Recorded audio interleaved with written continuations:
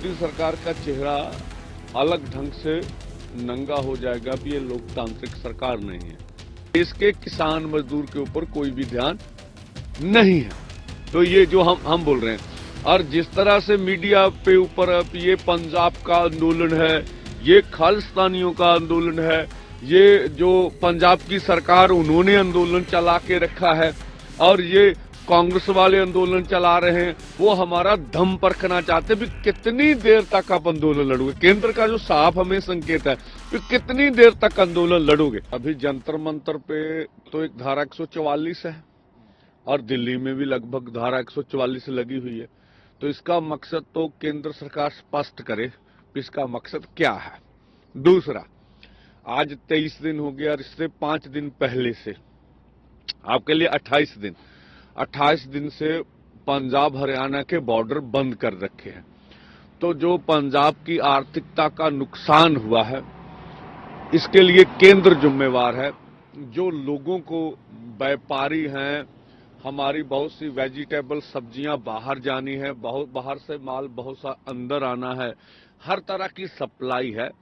तो जो लोगों को इतनी दिक्कत आ रही है, क्या केंद्र सरकार बताएगी देश को तो ये दिक्कत क्यों दी जा रही है।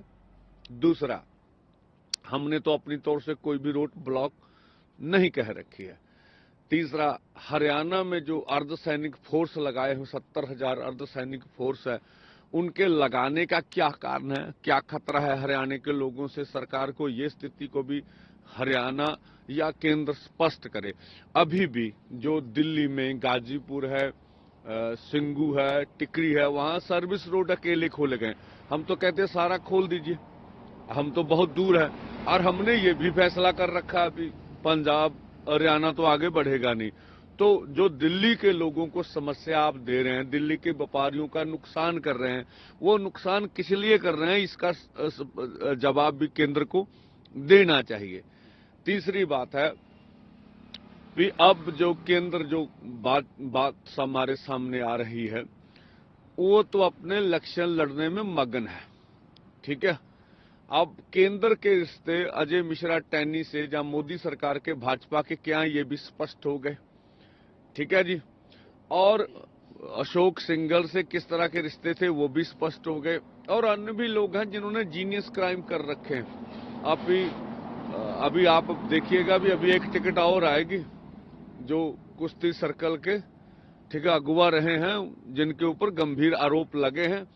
तो केंद्र तो किसी न किसी ढंग से इलेक्शन जीतना जा रहा भाजपा, और नैतिकता भूल चुके हैं भी हम टिकट देने समय साफ सुथरे उम्मीदवार को चुनकर आगे लाएं।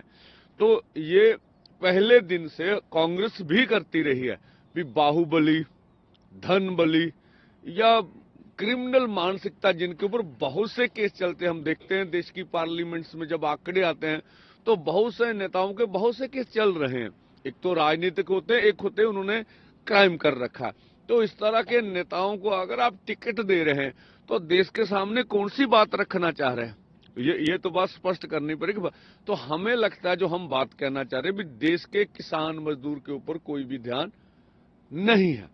तो ये जो हम बोल रहे हैं, और जिस तरह से मीडिया पे ऊपर ये पंजाब का आंदोलन है, ये खालिस्तानियों का आंदोलन है, ये जो पंजाब की सरकार उन्होंने आंदोलन चला के रखा है, और ये कांग्रेस वाले आंदोलन चला रहे हैं, और बहुत से अन्य बोल रहे हैं ये भाजपा ने बैठा रखा है आंदोलन में। अब देखिए ये बातें स्पष्ट कैसे होगी। तो ये क्यों हो रहा है कि लोगों के बीच एक परसेप्शन बना दी जाए, वो आंदोलन के प्रति दुचित्ती में चले जाएं कि क्या सही है क्या सही नहीं है। इस तरह का पूरा जोर लगा हुआ, तो आंदोलन तो दिन प्रतिदिन बढ़ रहा है। अब देखिएगा जब रेल रोको आएगा, ये आंदोलन कितना बड़ा है हम आज नहीं कहते, ये सारी स्थिति को स्पष्ट कर देगा। भाजपा के राज्यों में पूरा हमारे ऊपर जबर होगा, और अन्य जगह पर हमारे लोग निकलेंगे और रेलगाड़ी पर बैठेंगे। ठीक है, तो जहां स्थिति जबरदस्ती वाली नहीं होगी, लोग तो हमने तो बोल रखा है, आप भाजपा के राज्यों में भी हमारे किसान खेत मजदूर पर जबर मत करिए, और देख लीजिए कि देश का किसान साथ दे रहा कि नहीं दे रहा।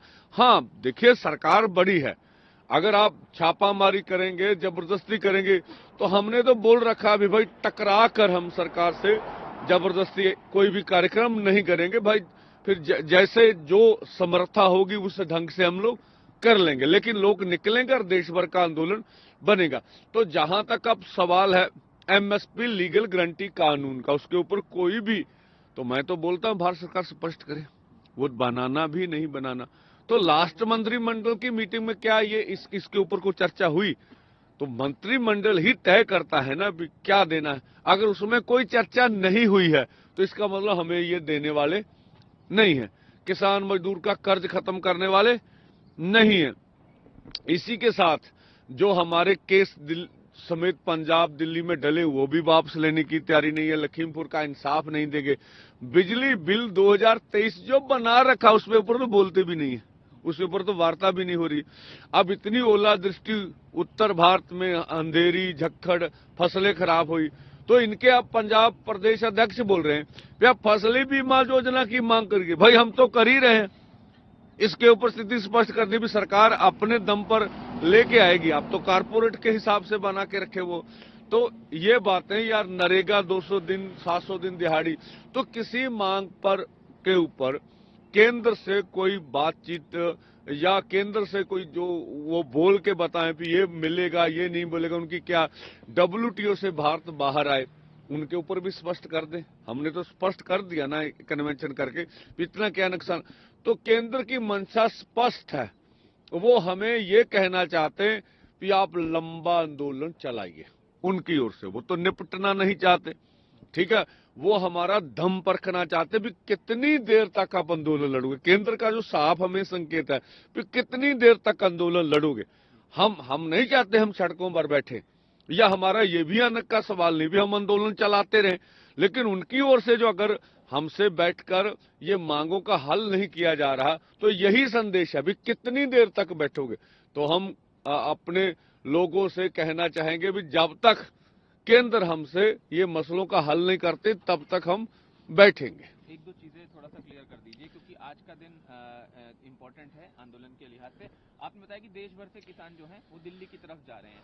आपने ये भी बताया कि कई जगह पर धारा 144, अगर दिल्ली की हम बात करते हैं, तो ऐसी परिस्थिति में क्योंकि जाहिर है वहां पर पुलिस कहीं ना कहीं जरूर रोकेगी, जैसा कि आप भी जानते हैं, तो अगर किसी तरह की स्थितियां जो हैं वो बनती हैं, कहीं रोका जाता है, तो क्या वहीं पर बैठने को लेकर कोई आंदोलन की आगे की रूपरेखा है या क्या चीजें हैं, ये सब चीजें एक बार क्लियर कर दीजिए। कुछ पैदल भी क्योंकि किसान जा रहे हैं, ट्रेन से जा रहे हैं, बसों से जा रहे हैं, हो सकता है बसों में रोका जाए, हो सकता है ट्रेनों में रोका जाए, हो सकता है पैदल भी रोका जाए, ये तमाम चीजें व स्थितियां क्लियर कर दीजिए अपनी तरफ। देखिए ये तो मोदी सरकार का चेहरा अलग ढंग से नंगा हो जाएगा कि ये लोकतांत्रिक सरकार नहीं है।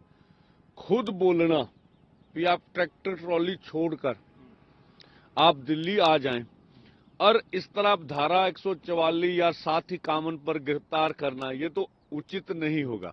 मैंने तो बोला आपको भी केंद्र बयान देता, फिर ठीक है आपने अन्य राज्यों से ये बात तो कर ली भी आपकी ट्रैक्टर ट्रॉली नहीं आएगी, तो भाई यहाँ पर आके बैठिए, आप पीसफुली ढंग से अपना आंदोलन चलाइए। तो अभी तक ये बयान तो आया नहीं। इसकी मंशा है कि सरकार किसी भी कीमत पे देश के किसान खेत मजदूर को राजधानी में घुसने नहीं देगी। तो जो भी हमारे लोग हैं वो जो हम वर्तमान दिशा में, आज तो मुझे नहीं लगता कोई पहुंचेगा, ठीक है, तो अगर जो भी किसान संगठन वहां पहुंचेंगे, जो भी नेता होंगे, तो वो जो स्थिति सामने उत्पन्न होगी उसके हिसाब से अपना फैसला कर लेंगे कि वो स्थिति में है कि धरना लगा सके, वो स्थिति में है कि अब सरकार गिरफ्तार कर रही है गिरफ्तारी दे दें, जो भी वो उनका निर्णय होगा। जो भी वहां पहुंचेंगे भी किस तरह से जो स्थिति उस समय उत्पन्न होगी किस तरह से हैंडल करना है। और अभी क्या कोई संकेत भी मिला आपको सरकार की तरफ से बातचीत का? हाँ देखिए, अभी तक सरकारी लिखत कुछ नहीं है, अब पर्दे के पीछे बातें चलती चुलती रहती हैं, कोई सरकार का न्योता अभी तक है नहीं है। दूसरा हम आपसे ये भी कहना चाहेंगे, जो कल पंजाब सरकार ने विधानसभा में बजट पेश किया, अब जो खेती सेक्टर के लिए बजट था बेशक 1% ही वो भी घटा दिया। अब भगवंत मान जी दावा, पंजाब एग्रीकल्चर स्टेट है, तो वहां खेती का बजट बेशक 1% ही घटा है। और जो डिवर्सिफिकेशन करना था उसके ऊपर पिछले 1100 करोड़ था, 500 करोड़ कर दिया, तो ये भी बजट घटा है। तो जो भगवंत मान सरकार का दावा था पंजाब को क्राइसिस से निकालेंगे, तो इस बार भी तो उन्होंने कहा भी हम अपना काम चलाने के लिए कर्ज लेंगे, ये बजट में ही प्रावधान है। तो ना तो हम अपना रेवेन्यू अधिक इकट्ठा कर सके, 13% बोला रेवेन्यू इकट्ठा कर, तो क्या 13% से हमारी बात चल जाएगी? तो हमारा तो माली घाटा बहुत ज्यादा है, 3 लाख करोड़। अब जो भगवंत सरकार ने कर्जा ले लिया अधिक हो गया, पंजाब के सर कर्जा बढ़ गया।